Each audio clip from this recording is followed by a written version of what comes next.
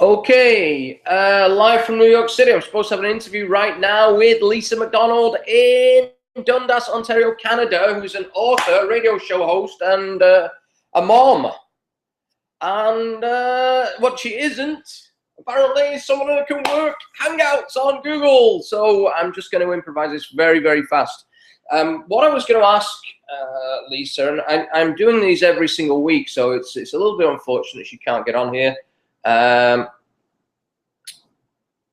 This is only my third. I've been on Hangouts with hundreds of people, so I'm guessing the challenge is at her end with something, possibly on a computer. I really don't know. We did do a run through on this, but what I was going to ask her is, you know, she's an author of children's books. I can't remember the name of the book, so I would plug it, but I just can't remember. I was going to ask her about her childhood. I was kind of curious to find out as to where what inspires someone to write children's books, because a lot of us know the story of J.K. Rowling with the Harry Potter series and how, you know, she was a single stay-at-home mom, and from there became a billionaire. So money aside, I was going to ask her about her childhood, about her travels, about her inspiration for her book, subject of the book, any other things. She's also a radio show host. So, you know, I think she was working in the social services sector or something along those lines. And what I was looking at is asking about her plans for the future as well, future books, future radio shows, but can't get her on the line, so I really don't know what to do. However, what I would say is this, okay? Situations happen in life, so I have to make the most of them. So what I've been doing over the last few weeks is interviewing a couple of people. Last week I had the delightful Calais Beeman on from Hollywood actress, author, and all-round good person. The week before I had the very entertaining and very informative Dov Baron on, and if you haven't seen that one, it's on this channel. It's on The Real Tony Cohen on YouTube. Well worth a watch. I will tell you right now on that one, if you are offended by things, do not watch it. He's the world leader on authentic leadership, and it's as real as it gets. So next week I will, I've already spoken with a few people about doing some other interviews, but if you're interested, if you've got something to say, if you've got something that people are interested in, if you wrote books, if you've directed movies, if you're an actor, actress, whatever, you know what, get in touch with me. We can do an interview.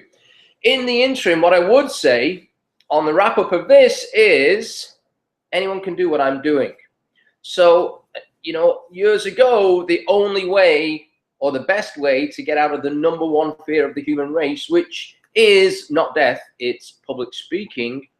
The best way, they used to say, go to something like a Dale Carnegie public speaking course.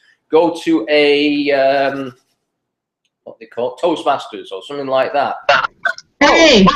Oh, we're in. We can carry on. Fantastico. About time. Oh my God! How bad we were with technology, and I am the most inept person on the planet at it. So we're way behind schedule, and I was just running through the questions I was going to ask you. Okay, well, we're here now. We're here now. It's old news. Let's move on. Okay, right. Here's what you're not going to do. You're not going to go down the rabbit hole, down the career rabbit hole. Right, so really quickly, because I've got to cap this to an hour, and we are 30 minutes in. So, Lisa. Tony. Right, I've wrote, you know, I do these things, there's no prompting, there's no prep. This is about as unprepared as it gets because we couldn't even get it working correctly. Yeah. Okay, whatever the situation was, it's rectified. So very quickly, tell us about you. You're an author, a radio show. Do you call yourself radio show host or a chat show host? What do you call it? Either or, both the same. Either or, both the same. Okay. I think Letterman would beg to differ, but okay, either or, both the same. And so, and you're a mom, and you know, I'm not putting anything any priority here, but you've just And when did you write? When did you release? Is that the right word? Your first book. Your first book ever. When was that released? My first book I picked up from the printers probably about going on 4 months ago now. Okay. And so within 4 months of picking up my first 1,000 copies, aside from what's in the bookstores on consignment, I've sold 1,000. Well done. So listen, again, without going down rabbit holes, I'm trying to keep this on track. You've sold 1,000. Okay. Right. What's the name of that book? That book is called Little Boy Gan from Passion-Filled Everland. Okay. Do you have one there to show the camera or no? They're all in the trunk. Okay, no problem. Little Boy Gan from Passion-Filled Everland. Okay. Little Boy Gan. That's possibly why I couldn't remember the title. Okay.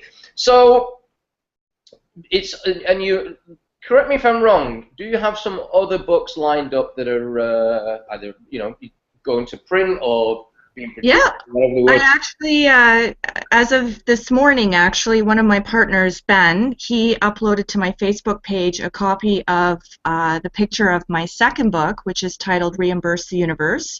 And so that now has the text on it. And thank you again to Janet Bray Atwood, who kindly issued and wrote the foreword.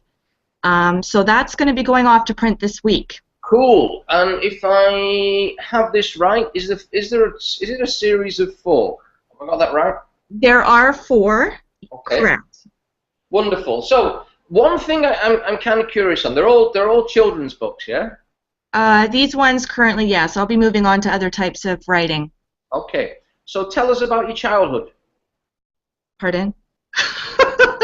Welcome to the real live and loaded question. Tell us about your childhood.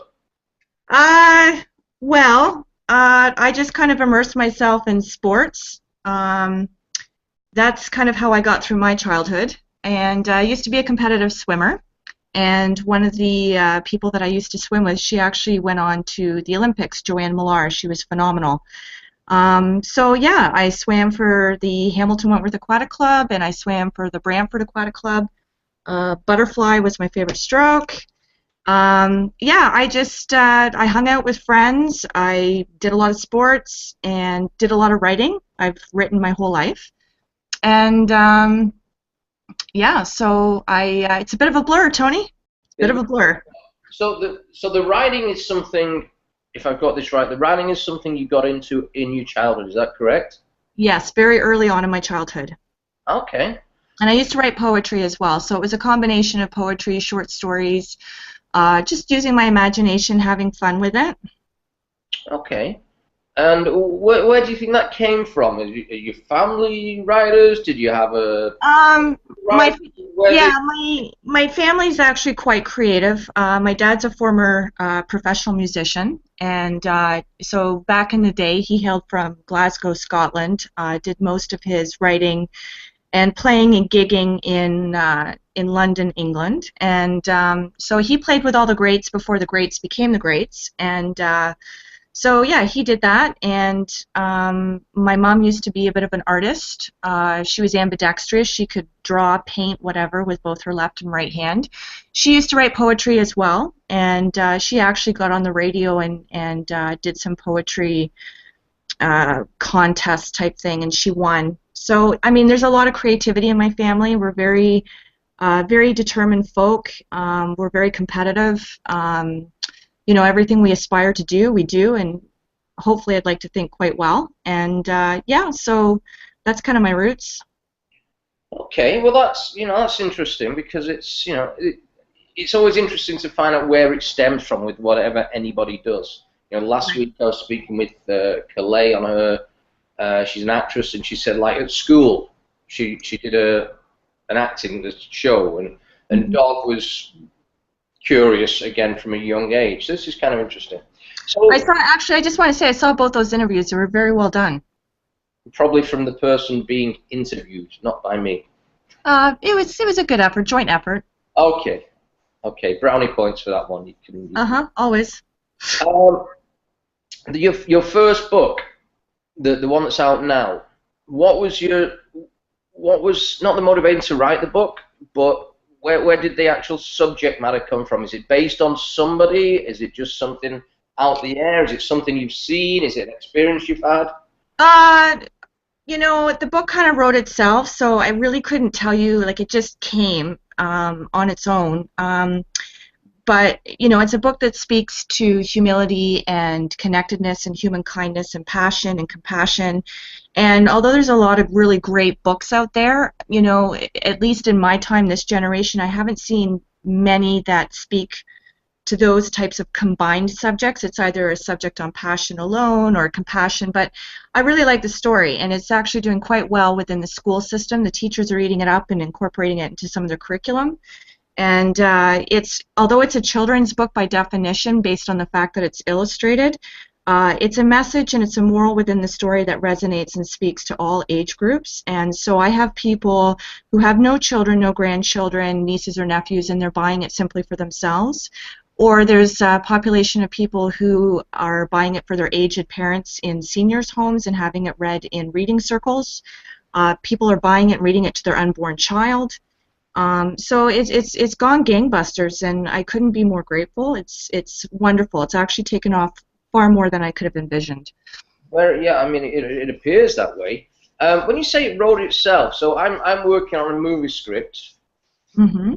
The term "working" is a work in progress. It's very loose, Yeah. and it's definitely not writing itself. Although it's in my head and I know it, and I know all the dialogue. Yeah. Okay, there is no osmosis art that goes from my head onto paper yet. When you say wrote itself, why do you think that is? Is it based on life experience, or? I think, you know, I think that it's a lot of it's for anything, not just book writing or script writing, but a lot of it I find is generated just from timing. And so, you know, when you're hungry enough and when you're passionate enough and when you've got the right mentors, the right tools, and you're aligned with where you feel you're at and you continually want to go, it just shows up. You know, I've said this before in a couple of my own videos, and I've said it on my radio show.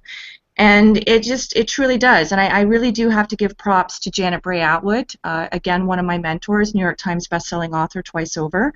And so I was a member of the Passion Test family, still am. And I read the book, The Passion Test, and the clarity, and truly it all comes with clarity. And that book really opened up the floodgates for me. And so based on the fact that that happened, it wrote itself.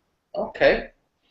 So your other books that are lined up, the other three, one's going to print, are they similar topics? Or is it a series? Do they stand alone? Do you have to it's not a consecutive series where it's a carryover from the same characters within the same book going forward. It's really the first book, Little Boy Gan from Passion-Filled Everland. Gan is the main character. He's probably about 10 years old, and so it takes place in a forest, and it's, you know, the animals dialoguing with Gan and recognizing his humility and his demeanor and all of those things. So each animal comes forward and prompts him with the questions of, you know, Gan, how is it that you always have you know, a bounce in your step and things of that nature. So Gan's imparting his wisdom to the characters within the book, and then you see how the light bulb goes off for each of the individual characters and the message that resonates with them, and then what they then say to themselves and going forward how they wish their own journeys to be. The second book, Reimburse the Universe, it's really our relationship with the universe. You know, what you put out there, you get back tenfold, hopefully if it's positive or negative. It's a choice. It always comes down to choice. So Reimburse the Universe is basically the relationship we have with the universe and the universe working throughout each and every one of us. And however you manifest that, however you interpret that, determines where you go in life. Okay. So I'm looking forward to reading them, seeing as adults are allowed. I've got to ask you about something else. Absolutely. Your other new career, the radio show, chat show host. How on earth did you get into that? That all resulted as from my website. So my partner Ben, I've got my two illustrative partners, Laura and Paul, married couple, fantastic. They've done amazing, amazing work on my books. Everyone's raved about the quality of their work, and so that's certainly attributed to the sales of my book. Ben, he's best friends with Paul and Laura, and so when I had hooked up with Paul and Laura to discuss, what else I could do marketing-wise for my books, especially knowing it was going to take 4 to 7 weeks at the printers, I really wanted to get things rolling and get it launched. And so Ben is their best friend. Ben's a web designer, fantastic web designer. I've recommended him to a few people actually who've been seeking out web designers. And in my discussions with Ben, I said that I would also like to launch an ebook version for each of my 4 books. So the ebook version for my first book obviously went up just as the hard copy was going to the printers. So that kind of built some momentum. And quite truthfully, from what Ben has shared with me, and he's a wizard with all of this, he has said that prior to my book having been launched through ebook version, he'd never seen a children's book actually sell through ebook. And mine sold, and it sold extremely well, actually. And so I'm imagining and hoping the same will happen for the other 3. So as a result of my website, I then was sought out by Cameron Steele. He came across my website, and he saw my contact information that was listed, and he reached out to me. It sent me a really kind email and asked me if I'd ever considered hosting my own show, which obviously to that point I had not. So I was in discussions with Cameron, and we finalized some timelines, and we said that we would establish this up and running in early 2015. So here we are, and last Friday was my first segment. And so Fridays, 11 o'clock, 11:04 actually to be precise, Eastern Standard Time is when I go live. And that's through the Contact Radio Network, CTR. Okay. So people can find that online straightforward enough, I take it. Absolutely. Wonderful. On that, what's the purpose of the radio shows? Is it are you interviewing people? Are you? Well, the whole show, because there's quite a few hosts aside from myself, but the whole show itself, the station, is premised under personal empowerment. So each host really has carte blanche with whatever they want to do under the umbrella of personal empowerment. So you're welcome to have guests. You're welcome to open up the lines for questions. You can speak strictly by yourself, however you choose to do it. So with last week having been my first segment, I really just wanted to do an introduction of self, put myself out there, get people accustomed to who I was, familiarized with who I am. And yeah, so I will be building up a roster of guests as we go, and I've certainly, at the end of my first show, I let people know where they could contact me if they had any questions, or if they were interested in certain subject matters, or if they wanted to be a guest on my show. So I think once people get familiar with who I am, that will start to ramp up a bit. That's and that's generally how it happens. I've seen the same with these interviews and YouTube in general. Okay, we'll mention it right at the end when we wrap up, that how someone can find you. So, radio show host, author. What else is coming? Well, that's really occupying quite a bit of my time. Every other weekend, I'm pretty much booked with book signings at Chapters and Indigo and Coles. So some weekends I've been very fortunate that I've had book signings both on Saturday and Sundays. It's just been maybe a couple of weekends where I've only had one book signing. So the book signings every other weekend are keeping me busy. Marketing's keeping me busy. Right now I'm in negotiations and talks with corporate for my books, so that would include Walmart, Toys R Us, Mastermind Toys, and a couple of other stores. So my books are in independent bookstores as well as some of the bigger chains.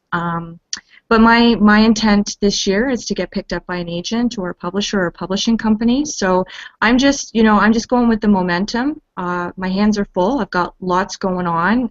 Thoroughly enjoy it. Love the variety of both the radio and the books. I've also been sought out to do some keynote guest speaking. So I have something coming up March 1st in Cambridge. And I've been interviewed in magazines, and there's a couple of other people who we're just in some discussions right now about further articles being written and whatnot. So it's going really, really well. I'm really happy. I'm grateful to my team.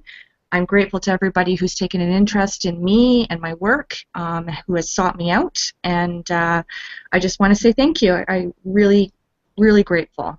Just to clarify there, okay, when people say they're speaking at Cambridge, all right, the YouTube goes beyond Southern Ontario. Sorry, Cambridge, Ontario.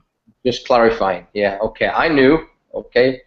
Those people in England watching this right now are probably going, wow, Cambridge already, in months, how do we do this? So, okay, I know I'm not going to go into your previous career because time flies, okay? Yeah. What advice would you give for anyone now if they want to become? I mean, you've come from what's what I'm looking for? The surroundings of creativity. Correct. Yes. Yeah, or a foundation of creativity. Not everyone does, you know. True. So what? Because there's lots of people out there that have, you know, the dream of writing the book or being on TV or being something. I mean, these days celebrity culture is yeah, whole different thing. But yeah, becoming something. Right. So you know the steps you took to start. Yes. And I don't just mean putting a pen to paper. You know, I know where you're going with this. I'll just say it quite simply because it doesn't matter about your roots. It doesn't matter about whether creativity runs in your family. It really is about attitude. For me, everything is about attitude, and you truly have to believe in yourself. If you don't believe in yourself, nobody else will. And you know, you need to really hone in on what it is you believe you're meant to do, and you need to simply do it. And you know, that incorporates obviously aligning yourself with the right people, comfortably getting uncomfortable, putting yourself out there, you know, sponging up as much as you can that's specific to your passion. You know, whether it be referrals, talking to whomever knows whomever. You just, and it really comes from, like, I'm just very driven. I'm a very, very extremely driven person, and no matter what it was at different stages in my life that I felt I was very passionate about, I did well because it was non-negotiable for me that if I was going to spend my time, invest my energy, you know, and a lot of things that I've done in my life have had a very grueling schedule. And so for me to give up that kind of time and take it away from perhaps something else that I also enjoyed, you know, it was non-negotiable for me that I had to do well, and that I had to perform and outperform myself. And see, and I say that to people as well. I think people get hung up on comparing themselves to other people, other people's stories, other people's journeys, other people's what they view to be instantaneous overnight success. And truly, it's not. You only see the people and their names being recognizable when they've mastered or honed what it is that they excel at. But people don't understand the journey necessarily unless they do the research and know the person well enough to know that they're researchable, to find out all the failures, all the frustrations, all the sense of defeat that perhaps came in their path. But if you persevere, if you believe in yourself, if you get very clear within yourself what it is you believe you're meant to do, and you hone it, and you practice, and as you said in your video earlier this morning, which I've heard before, because you know you find out these things when you read the right material and channel your energies in the right direction. It really is the top 5 people. So who is it that thinks like you? Who is it that has the same drive as you? Who is it that is as hungry as you? And then you align yourself with those people. And the more that you do the right things continue to show up. And it's really that simple. Yeah, You know, there's a lot of people out there sitting and waiting for the universe to align everything with them. You can, as far as I'm concerned, you can sit and wait your whole life until you get off your ass and do something about it. Very true. People, and this seems to be a pattern of the first 3 interviews. Everyone seems to, with no connection, agree on one thing. It's, you know, getting out there and networking networking, and, you know, see the people, as they say. Go and see the people. So, I think I've covered everything we need to cover for now. We can always do more of these. Lisa, I feel you're at the start of your journey and the start of something new, and we've spoke off air about your previous career, which, to be honest, it's not that interesting. Okay. You know what? It really was, and I met a lot of phenomenal people. Okay. All right. To you, maybe. And you know what? I needed to have that as part of my journey to be where I am now. It's all connected. It's all interconnected. I hear you on that one. I hear you on that completely. It's, you know, one of my things is adversity is life's greatest motivator. Now, not your journey. I'm not going there. It's not adversity, but often we have to see the opposite. You know, we have to work in the factory. We have to dig the ditch before we realize that's not what we want to do. So very often, to find out where we want to go and what we want to do, absolutely. By default, we find it by doing the opposite and find out what we don't like doing. And oftentimes it is the process of elimination, for sure. Absolutely. Absolutely. So, if someone wants one of these books now, they get off this now, get off this call right now, they're watching, there's people watching you right now. Where, assuming they're not in Canada, because you mentioned a few stores in Canada, is your book... I don't assume anything. Are your books available in, well, statistically, there's less chance of them being in Canada than the whole rest of the planet combined. I've been shipping all over the world, Tony. You know, as long as people are aware of my website, which is lisamcdonaldauthor.com, and McDonald is McDonald. The information is there. I've been shipping to the UK. You know, so I've been doing province in province, out of state. So whoever shows an interest, we can ship. Is it at the moment, bearing in mind we're now in early February 2015, is it available on Amazon or? I believe the ebook versions of my book are. So I actually should know the answer to that. I think I've been asked that before, and I don't know that it's on Amazon other than the ebook version. Okay. And again, and see, you find out as you go. So I, being a self-published author, I'm not widespread as much as I'm planning on being once I get picked up. Once I get picked up, then it's all over. It's all over. It's all over. So if you're wandering around Ontario at a book signing somewhere, pick up Lisa. She needs help. Lisa's doing quite well, but thanks. Lisa, we're going to wrap this. Okay. Wow, that was the quickest hour of my life. Don't even go there. That is so tempting, but you're a children's author. Just remember that, okay? I do. Yeah, all right. Don't take me down that one, okay? No. This is not... You know, I tend to think you could take yourself down that one quite easily by yourself with no help. This is not a Baron type interview. Oh, why not? I'm holding back on my expletives, and I'm being politically correct to a degree. So, listen, we're going to wrap it. Okay. Is there anything you want to ask me just before we... How's your eye? Sorry, who are you? How are you doing? How's life for you? Tell me about you. Tell me about the real Tony Cohen. What's going on for you? What's going on for me? Just keep sprinkling that magic. I don't know how. I don't know where it comes from. It's just there. I go out. I have coffee. I talk to people. I just randomly talk to people. I'm being interviewed in an hour. I have no idea what for. Can we interview you for something? Sure. Excellent. Yeah, no idea. Not got a clue. Never met the guy. Don't care. But you know, life kind of works like that. this is not an interview with me, but what I would say is the pattern I'm seeing is the people that are the most interesting, the ones that just get off their ass, go and talk to anyone, random strangers, do things, and get on with it. And on that, because I don't want to turn this into the Tony Cohen show, it's all about you, Lisa. Someone wants to reach you, they get you on lisamcdonaldauthor.com. That's correct? Correct. Wonderful. Thank you so much for your time. Well, thank you for your time, and I'm sorry for all the debacles on my end here. I'm all about the debacles.